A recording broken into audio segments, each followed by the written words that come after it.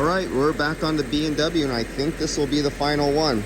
So I'm using the wireless pressure transducers, and you can see I still have the valve core removers on here. And I add the valve core. It'll focus. The valve core is on the tip of there, it just won't focus on it. But that goes back in when I'm finished. We're taking the temperature using the wireless probes. And we have the temperature we're taking here and the temperature we're taking for the dash there. So all together we have 42 degrees coming out of the dash. We have 69, 70 degrees going into the car, ambient temperature. And on this one, the superheat's actually 16. Brand new expansion valve, flushed out the evaporator, flushed out the line. Brand new receiver dryer. And as you can see, this is R12, not 134. They kept it R12. They got a brand new pressure switch on there. And if you look at the sight glass is nice and clear because, okay, on an old R12 system with a fixed piston displacement compressor, you can look at sight glass and it'll be, now if this had R134 in it, you might see a few little bubbles if you did a conversion over. And you're not going for a clear sight glass when you're doing a conversion. But in this one, on this case, he wanted to go with the R12, so we went with the R12. This was the one with the really bad moisture contamination, and we throw away the parts.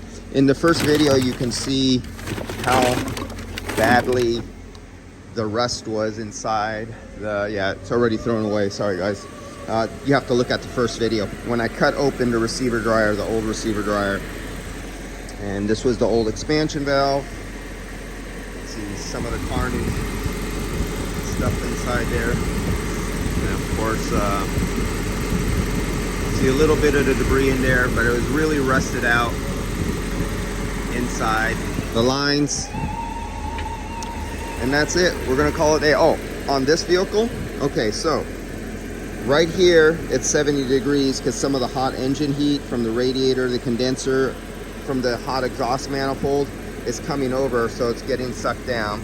So that is 70 degrees, 68 degrees. But if we come out here in the shop, the actual temperature of the air, let's see what, going over the condenser, let's go right there. Let's take the air from inside the shop, because this is all hot right here. Oh, it's a little hotter there.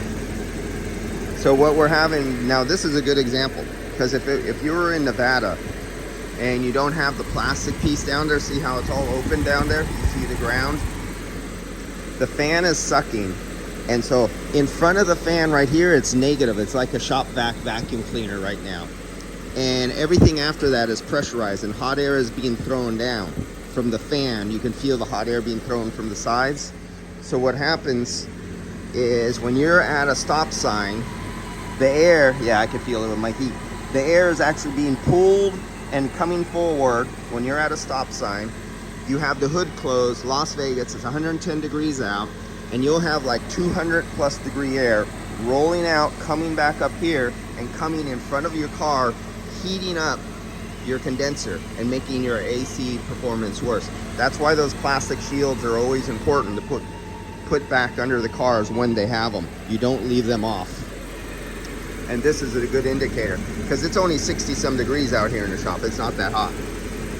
But here's a case where this car with original R12, with a brand new expansion valve, a brand new compressor, it has the electric fan is on full blast, the thermal fan clutch finally got hot and is blasting out air out of here. This vehicle, 235 PSI, and that's what I'm used to seeing, because that pressure switch right there, it doesn't turn on the fan until it hits 270 PSI. At 270 PSI, that pressure switch closes the contacts for the fan, and it allows it to get up to 275 even on a cold day. And right now this one's maintaining at 235, 22 on the low side. Superheat's been hovering right around 15 degrees. Right now it's 16, but it's been hovering right around there. And that is what this vehicle has been doing. You see the difference between the newer cars that I've been doing, and this is an old car, 1990, fixed displacement compressor, thermal fan clutch, electric fan. Electric fan doesn't come on until that switch tells it to, which is at 270 degrees. And the thermal fan doesn't work for about 15 or 20 minutes until the engine gets hot, gets the coolant hot. The hot coolant flows through the radiator.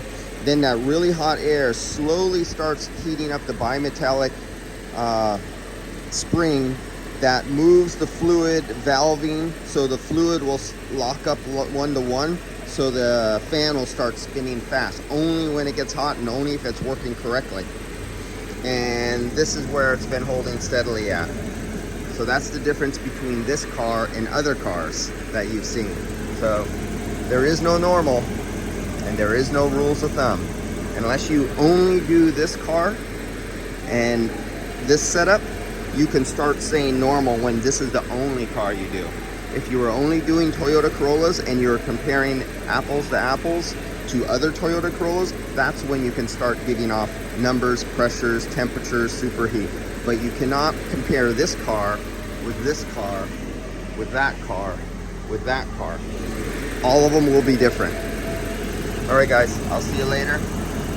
And True Tech Tools, wireless transducer for a low side, wireless transducer for the high side, wireless temperature sensor for your liquid line, for your suction line, with your wireless temperature and humidity probes, so you can take all your temperatures and record everything. All right, I'll see you guys.